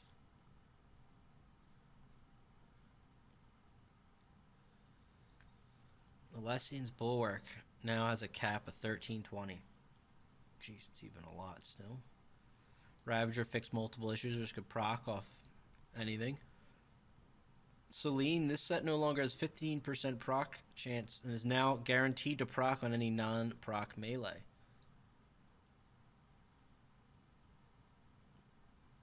Increase the cooldown to 6, up from 4. Reduce the damage.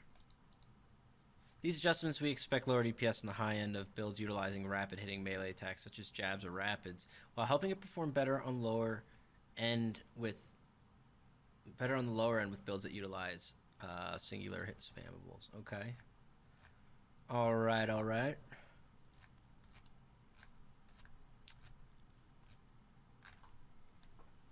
That's it.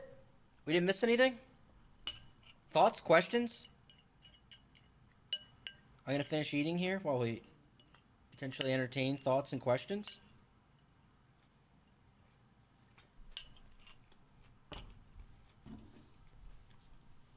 Procs.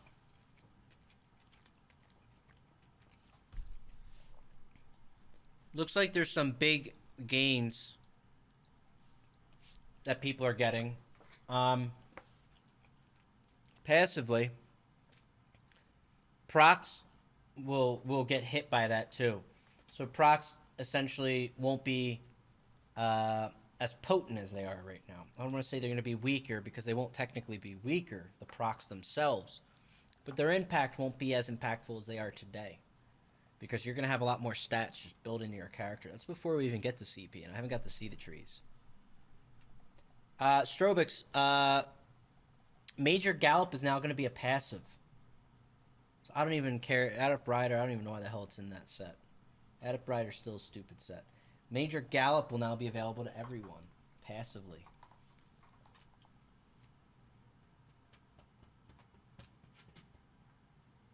Is everyone in heavy armor next patch? I don't want to say everyone will be, because everyone absolutely will not be. Light armor gets more pen. Pen's going to be very valuable next patch. I see light armor still being a thing, especially because you're getting a little more stat fluff. And then, like, that's not a big deal. It's more of those heavy armor stalemate builds that can still pump out huge bursts and just kind of be, you know, there's nothing really to it with blocking and heavy armor. I kind of went on about it, so.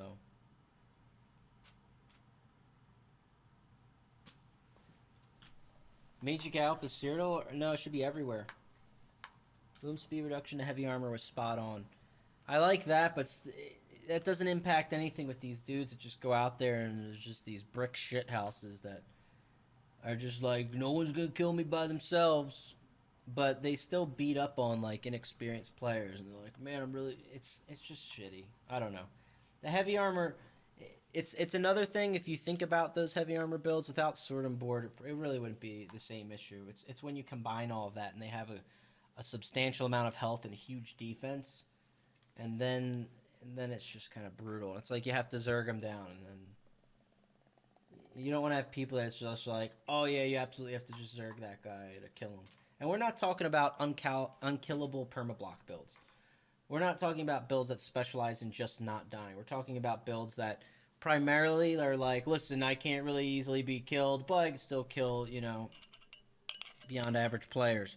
And players that are above that, well, I'm just going to waste their time. You know, it's kind of silly.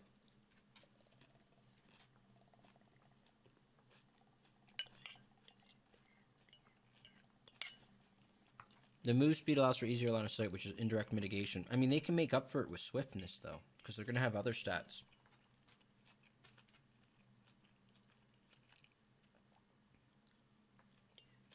No, there's still bonuses for certain 5-piece things. Like, medium has less damage than it did from its passives.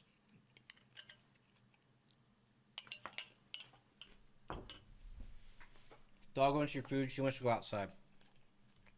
I'm going to take her out in a minute.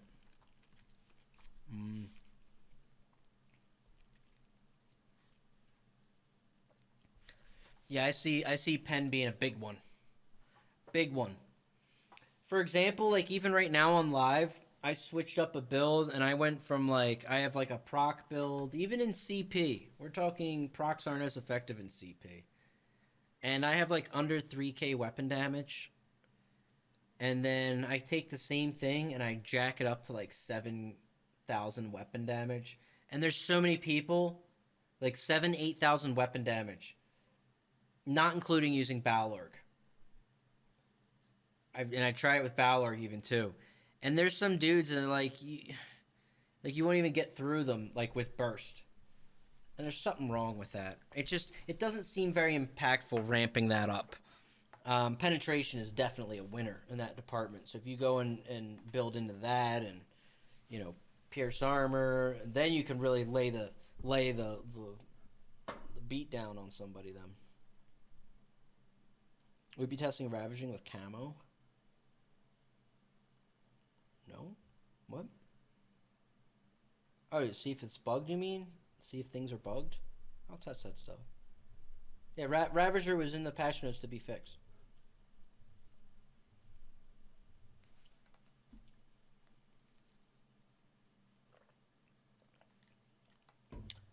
I'm worried because I'm not getting good DPS numbers on Trial Dummy on CP810, dealing like 57k instead of 102k.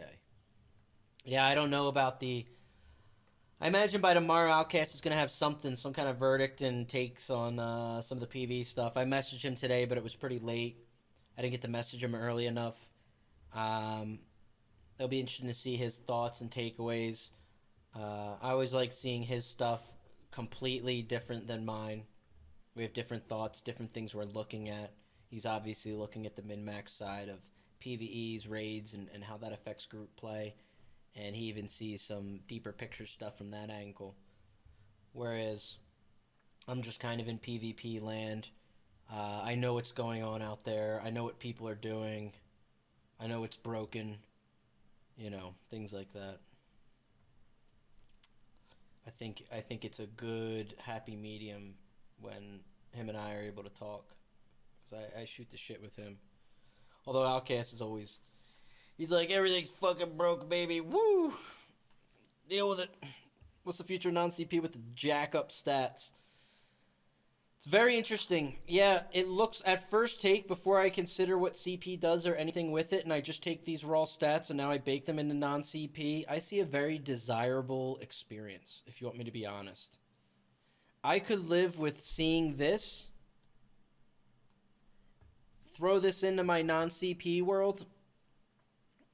It's going to lessen the blow of procs and allow me to have stats to deal with them, but still have them relevant, but not grossly optimal. With Malacath, they still probably would be optimal. But with all that said, I haven't factored in CP, but I like that mindset right off the bat. That seemed like a cozy place, kind of, in my opinion. But I don't know. Sphinx saying he's happy with the game. I'm just saying, imagine that. Imagine going into non-CP and having... I mean, you already do have Battle Spirit, so you're getting only a few thousand maybe, because Battle Spirit's going to be taken away. I'm just saying it's closer to a place where you have these fluff stats built in to your non-CP experience, and it makes your actual skills used more impactful.